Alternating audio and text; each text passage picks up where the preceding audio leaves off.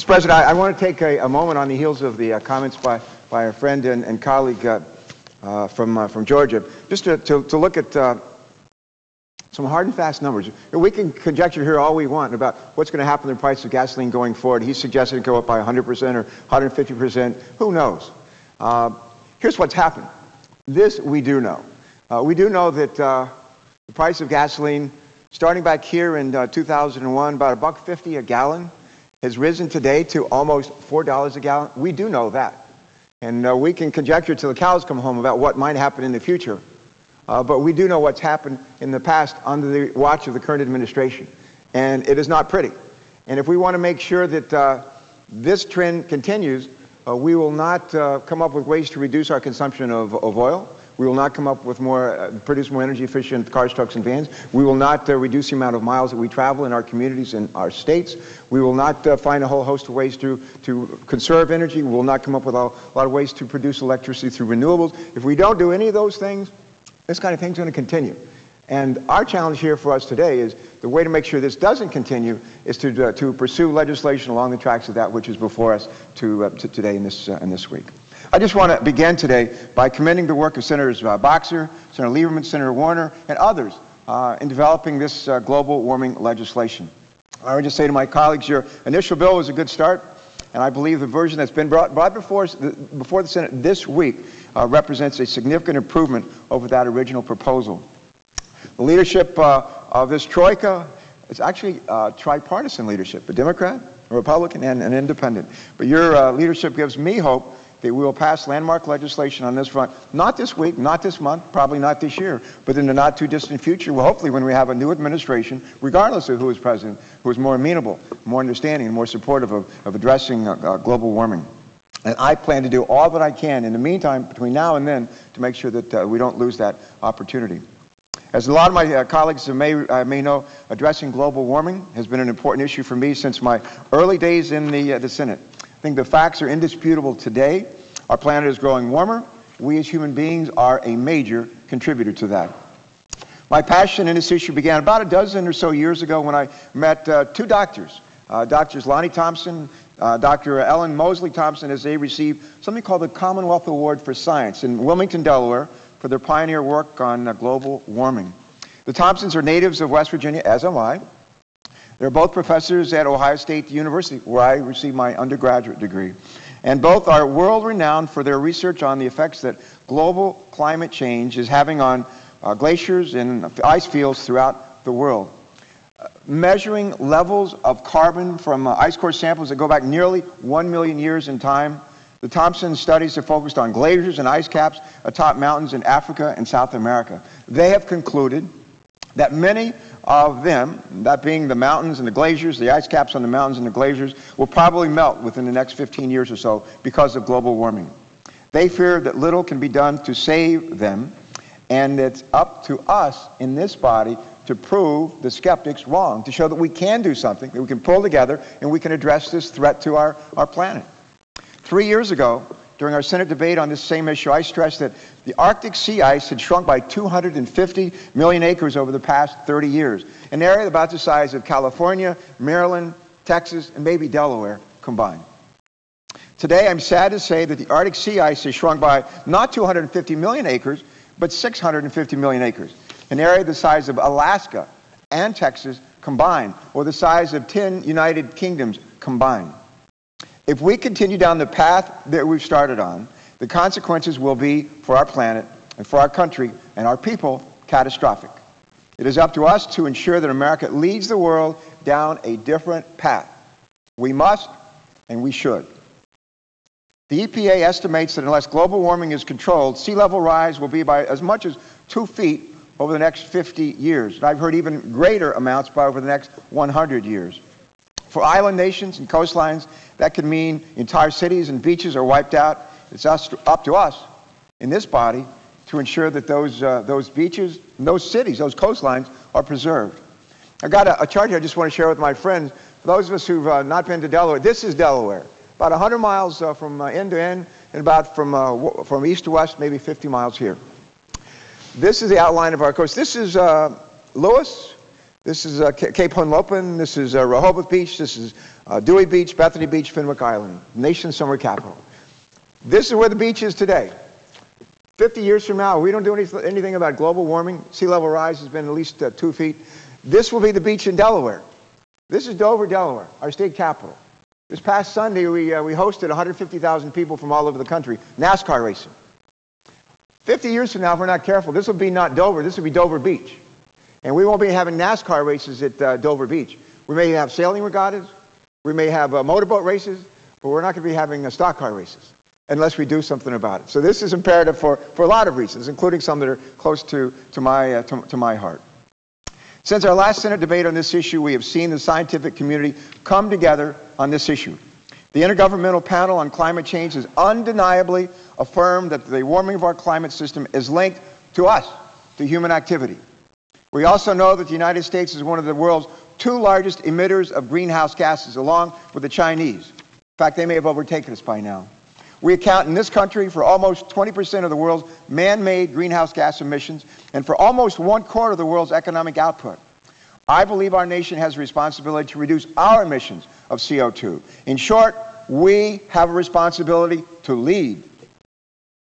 Unfortunately, we've not seen a whole lot of leadership coming from the White House, or really enough from the Congress on this front. At least not yet. But that's got to change, and that change is starting, I hope, this week. Others, in the meantime, have begun filling the void. And we've got another chart here. It's a chart of our country. A lot of green, light green, dark green, and blue. The light green areas are the areas where the states are actually developing their own climate action plans. They've been waiting for us. They've given up on us. So they decided to take the bull by the horn. The light green is where states have something in progress in terms of developing their climate action plans. The dark greens are those states where they've completed action, and the blues have revisions in process. About 38 states. 38 states. They've been waiting for us. They're tired of waiting for us, and I don't blame them. One of those states is Delaware. And they've got a plan in my state, and a bunch of other states will soon have plans to reduce their own carbon emissions. The states aren't the only ones filling the void, though, of federal inaction. Fortunately, our nation's businesses, at least a number of them, are doing the same thing. Companies like DuPont, our global science company, headquartered in my own home state of Delaware, has taken steps to reduce their own carbon emissions. DuPont CEO Chad Halliday has said, and I quote, "As a company, DuPont believes that action is warranted, not further debate. We also believe that the best approach is for business to lead, not to wait for public outcry or for government mandates," close quote. And contrary to concerns that combating global warming will hurt American businesses, DuPont's actions have had major positive impacts on its bottom line. In the mid-1990s, as part of a climate change initiative, DuPont began aggressively maximizing energy efficiency. That initiative has allowed DuPont to hold its energy use flat while increasing production. As a result, DuPont reduced its greenhouse gas emissions by more than 70%. By doing so, the company actually saved $3 billion. Billion with a B, $3 billion. But a patchwork of state initiatives combined with good corporate stewardship, however welcome, is not enough. We must have a comprehensive national approach, and not only to give a signal to corporate America that this is a priority, but to the world, the United States is prepared at long last to be a leader on this front as well. I have enough faith in American technology, American ingenuity, and know-how to believe that we can provide that leadership without endangering our economic growth. In fact, if we're smart about it, we'll end up strengthening our nation's economy, we'll end up creating hundreds of thousands of new green jobs, and we will end up creating products and technologies that we can sell and export around the world. I could quote Thomas Edison, opportunity. Opportunity, here's what Thomas Edison loved to say about opportunity. He said, opportunity, a lot of people miss out on opportunity because opportunity comes along wearing overalls and is disguised and looks a lot like work. That's what he said. And, some people look at global warming or dependence on foreign oil or the emissions of bad stuff in the air, they just see a problem. I see an opportunity. And it's an opportunity that comes with it economic advantages and the possibility of creating jobs and product that flow from that, including technologies and jobs and products that will flow from our dealing with climate change. Well, that's one of the big reasons why I support the approach of the Lieberman-Warner Climate Security Act. This bill harnesses market forces to provide a solid framework for creating a national mandatory program to dramatically reduce greenhouse gases over the next 40 years or so. I'm pleased to see Chairwoman Boxer's substitute make several improvements over the bill we passed in committee in November last year. Specifically, I applaud the Chairwoman's efforts in strengthening the recycling and cost containment sections of the bill. Let me just take a minute here, if I can, colleagues, to focus on the importance of recycling and combating global warming. A lot of times people say to me, well, what can I do as an individual to help on global warming? And as it turns out, everybody can recycle. Everybody can do that. And here's a couple of reasons why. In 2006, the United States recycled, threw away in a can in trash, some 82 million tons of materials, a recycling rate of about a third. We recycle about a third of that stuff. We offset, let me just back up, let me just say that again. In 2006, the United States recycled about 80 million tons of materials. That's about a third of all that we would otherwise throw away, offsetting the release of some 50 million tons of carbon. That's the equivalent in emissions that we saved by recycling of some 39 million cars each year because we recycle. However, we only recycle about a third of what we could. However, each year, Americans discard enough aluminum to rebuild our entire domestic airline fleet every 3 months. Put simply, increasing recycling cuts greenhouse gas emissions. And to encourage recycling, the bill compels states to bolster the recycling programs by requiring that no less than 5% of carbon credit revenues be allocated to states must be used for improving recycling infrastructure to help states to recycle, states and local communities to recycle more. And I want to thank the Chairwoman again for working with me on this important issue. Let me talk about cost containment next. I'm also pleased that with the cost containment provisions that Senator Boxer included in the substitute, such as the extra pool of allowances available in the early years to help contain high prices, and the allowances that are returned to customers to keep energy prices down. I believe that these provisions are moving us in the right direction to address any runaway costs that might occur in a new market. And although this bill is a good start, I believe we can make some significant improvements in it, particularly in the area of pollution control, in the areas of output allocation in transit, encouraging people to get out of their cars, trucks, and vans and take a bus, take a train to get where they need to go. Let me start off by addressing 4P. 4P stands for 4 pollutants. I appreciate that this bill acknowledges that dangerous air pollutants, including sulfur dioxide, nitrous oxide, and mercury, are emitted by the power sector in this country. However, acknowledging a problem is not the same as solving that problem. I believe that in addition to reducing greenhouse gases, we must eventually pass a comprehensive bill that also reduces these other 3 harmful pollutants: SOx, NOx, and mercury, sulfur dioxide, nitrous oxide, and mercury. Some of my colleagues know, because I've driven you crazy over the last 5 or 6 years on this, visiting many of your offices, but 12 of my colleagues and I have introduced the Clean Air Planning Act of 2007. We call it CAPA, C-A-P-A. We believe that the Clean Air Planning Act provides an aggressive yet achievable schedule for power plants to reduce emissions and alleviate some of our worst air-related health and environmental problems such as ozone, acid rain, mercury contamination, and of course, global warming. This multi-pollutant approach fits perfectly within the framework of this comprehensive global warming bill. I believe that we would be foolish to address only one pollutant, however important it is, carbon dioxide, coming out of our nation's smokestacks, while others, sulfur dioxide, nitrous oxide, and mercury, threaten our health and our environment too. My state of Delaware, along with the states around us, Maryland, Virginia, Pennsylvania, and New Jersey, we're at the end of America's tailpipe, and we continue to breathe dirty air. During the summer months when ozone pollution is at its worst, more than 10,000 Delawareans cannot work or carry out daily activities. Nationally, some 27 million children aged 13 and younger are being exposed to unhealthy levels of ozone. We got another chart here.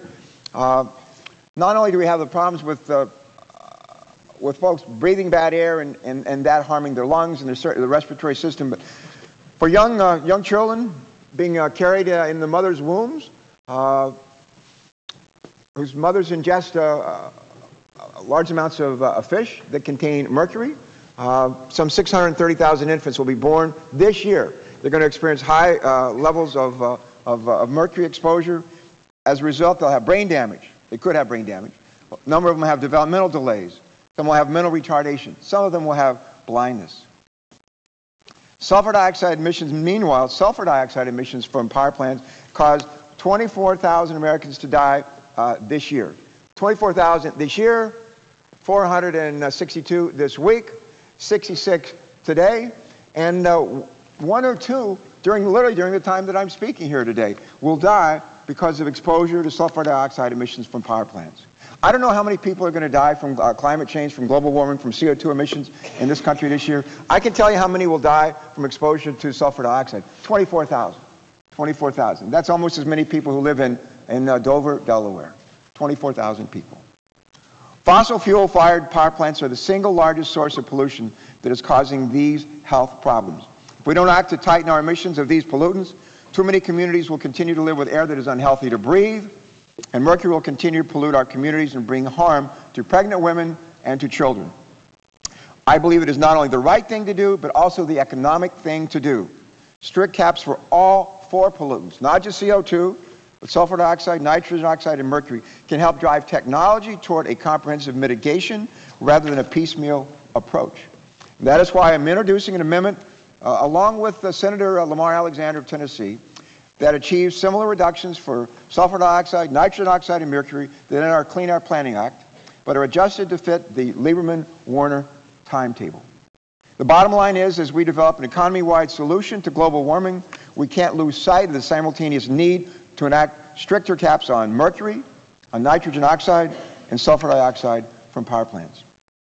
Next, let me turn to something called output allocations. The way we allocate the credits to pollute, really the allowances to pollute and to emit carbon dioxide. I applaud this bill's provisions that provide important funding for zero and low carbon technology, as well as funding to encourage the commercialization of carbon capture and sequestration for coal-fired generation of electricity. Half of our electricity comes from coal-fired plants. We're going to use coal for a long time. We've got to figure out how to capture the CO2 that comes off of it and the other major pollutants as well, and the sooner the better. However, I believe that the Boxer substitute can do better to support clean and efficient power generation. I'm concerned this legislation still provides too many subsidies to dirty, less efficient power generation at the expense of new, clean technology. Global warming legislation should make wind and other renewable energy projects more. And unfortunately, this bill still continues on the same old paradigm of rewarding historical polluters by distributing allowances to emit carbon dioxide on an input basis. And this means allowances to emit CO2 in this bill are allocated based on historic emissions and the fuel being used rather than with respect to the efficiency with which power is generated. Output-based allocation is an important policy tool to ensure that existing power plants, particularly coal-fired plants, are made far more efficient and clean within a reasonable period of time. That's why I'm planning on offering an amendment to change the distribution of allowances in the fossil fuel power sector from an input allocation to an output allocation. It seems to me, common sense, here we are trying to figure out how to apportion these allowances to emit CO2. Why not provide more allowances to those utilities who create more electricity by using less energy? That's what we should be doing. And unfortunately, what we do in this bill is we provide more allocations to emit CO2 to power plants that use more energy rather than less energy. And we should really provide the allocation, the distribution of allowances, to some extent at least, to reward those who provide a lot of electricity without using a lot of energy.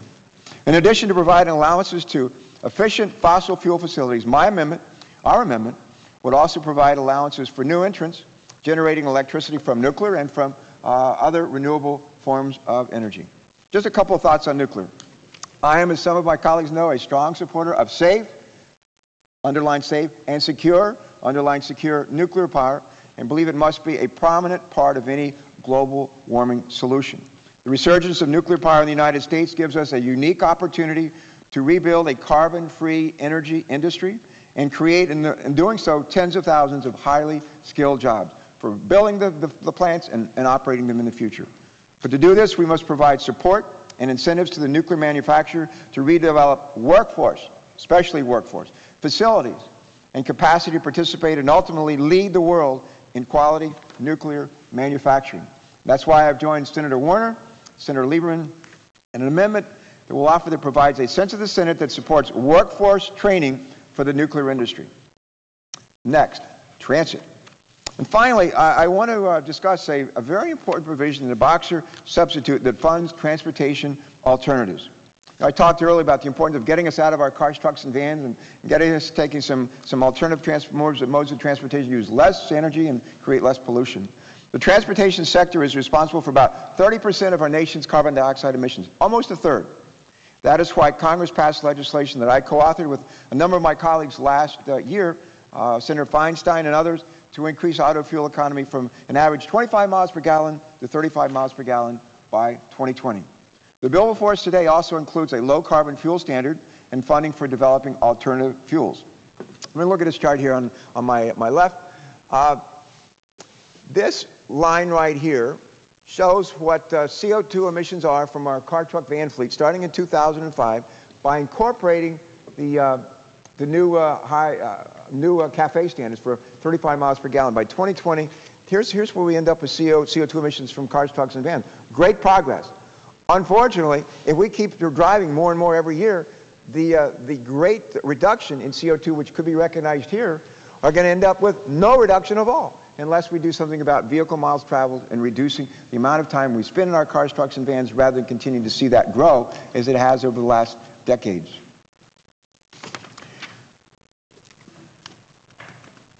Living in sprawling areas without transit literally can double a family's greenhouse gas emissions. And the negative consequences go beyond impacting our environment. With gas approaching $4 a gallon, in fact, in some places above $4 a gallon, longer commutes and increased distances required for errands cost a lot of money, too. Public transportation has saved Americans from an additional 286 million hours of sitting in traffic. So we included a provision in this bill, Senator Cardinal is very active in this front, to use some of the auction proceeds to provide people with an alternative to driving, additional alternatives to for people to driving. This provision in the bill would provide transit to more commuters and would also expand transit where it already exists. This is good for the environment, it's good for our pocketbooks, and it's good, I think, for our peace of mind. While this provision is important, I still think we need to find a way to give communities a greater say in how they can spend their transit dollars. Transit is needed across our nation. However, many communities would benefit from improved bike and pedestrian infrastructure, be they sidewalks, be they crosswalks, traffic calming, bicycle lanes, you name it. In rural areas, increased freight rail capacity might be the most effective way to reduce vehicle pollution. Ideally, I think we ought to leave it to local communities to determine which strategy works best for them, and therefore allow all communities to take steps to address this portion of transportation pollution. Having said that, the provisions in this bill are a good first attempt to address this problem. We ought to do those, but I think we could do more and should do more. And as the only member of the Senate who serves on all three transportation-related committees, I look forward to attempting to bring those three committees together to create a comprehensive approach to reducing carbon emissions from the transportation sector before we address climate change next year. Mr. President, how much time do I have left, please? 3.5 minutes. Thank you. In closing, I appreciate the significant progress that's been made already to improve this legislation. I applaud the efforts of my colleagues, Senators Boxer, Lieberman, and Warner, three of the finest people we have here, and the work that they and their staffs and our staffs have done. The authors of the bill can be proud, and their staffs are to be commended. Our staffs are to be commended. We've seen forward-looking companies like DuPont show leadership and vision to develop a business plan for operating in a carbon-constrained economy. We've seen states like California and Delaware and a bunch of others take action to reduce our carbon emissions. What we haven't seen yet is leadership from our federal government. While we continue to do nothing or too little, our international competitors are already developing new technologies and preparing for the future. President John Kennedy once said, "There are risks and costs to a program of action, but there are far less than the long-range risks and costs of comfortable inaction." I recognize that despite the hard work of our staffs and of our members and of our leaders on this issue, that there's a good chance that this conversation will need to continue next year, and it should. It will, and it should. I believe we must act on this issue next year if we ultimately are unable to find common ground this year. And that's why I'm committed to joining Senators Boxer and Lieberman and Senator Warner in leading discussions today and throughout this year and bringing together all involved interests and parties to forge a path forward toward a solution that can pass the Congress early in the next administration. As a member of the United States Senate, we have a responsibility to ensure that our country provides leadership for the world in which we live on any number of fronts. The time has come for us to fulfill that responsibility with respect to global warming. Let me just close with this, Mr. President. For some people, this is a political exercise. They're going to offer amendments to try to embarrass one side or the other, maybe embarrass the authors of the legislation, to basically ensure that we don't get anything done.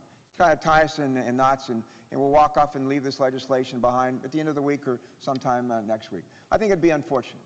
The American people know we've got a problem. The problem is this planet on which we live is getting warmer. If we don't do something about it, eventually we're not going to be able to turn it around. We'll not be able to turn it around. It's important for us to get serious on this. The American people want us to figure out here how to work together. And our next president, whoever she or he might be, whoever our next president is, I think is going to provide us with much stronger, more positive leadership on this front.